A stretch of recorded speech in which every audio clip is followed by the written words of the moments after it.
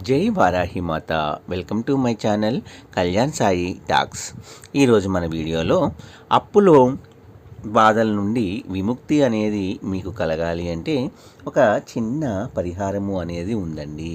పరిహార శాస్త్రంలో చెప్పబడిన ఈ చిన్న పరిహారాన్ని కనుక మనం చేస్తే తప్పకుండా అప్పుల బాధల నుండి మనకి విముక్తి అనేది తప్పకుండా కలిగి తీరుతుందండి.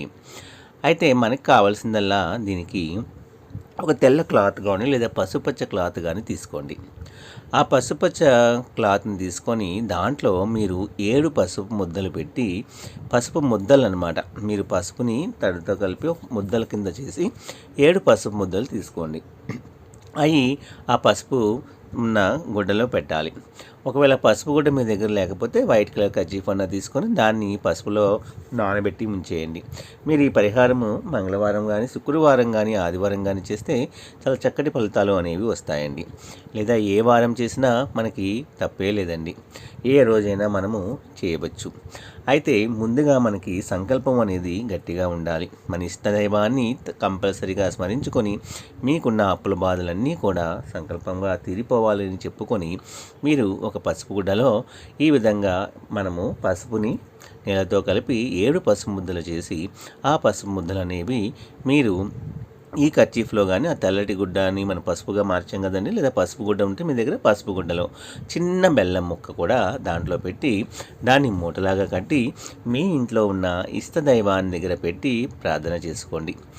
మీరు ఏ విధంగా పూజ చేసుకుంటారో ఆ విధంగా పూజ చేసుకుని మంగళవారం కానీ, శుక్రవారం కానీ, ఆదివారం కానీ ఈ 3 రోజులు చేయవచ్చు. అలాగే మీకు లేదు అంటే ఏ రోజైనా చేసుకోవచ్చండి. కాకపోతే ఈ వారాల్లో మీరు చేయటం అనేది చాలా మంచి ఫలితాలు అనేది మనకి వస్తుంటాయి.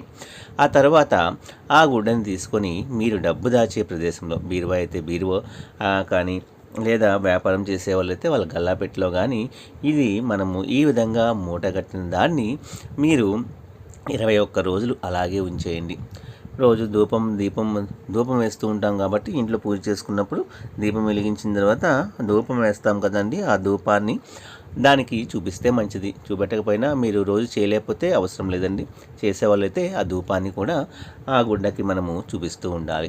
ఇలా చూపెట్టిన తర్వాత 21 రోజుల తర్వాత ఈ పసుపు గుడ్డని తీసుకువెళ్ళి పారే నదిలో పడేయవచ్చు. లేదా చిన్న బావులు ఏమన్నా సరే బావిలో కూడా మనము వేసేయవచ్చు. ఈ విధంగా చేస్తే మనకున్న అప్పుల నుంచి మనకి విముక్తి అనేది తప్పకుండా కలిగి తీరుతుందండి. ఏదైనా నమ్మకంతో చేస్తే మనకు చక్కటి ఫలితాలు అనేవి మనకి కలుగుతూ ఉంటాయి. కాబట్టి నెగిటివ్ మైండ్ ఉన్న వాళ్ళు మాత్రం చేయకండి. పాజిటివ్ మైండ్తో ఆలోచించే వాళ్ళు తప్పకుండా ఈ యొక్క పరిహారాన్ని చేసి చూడండి.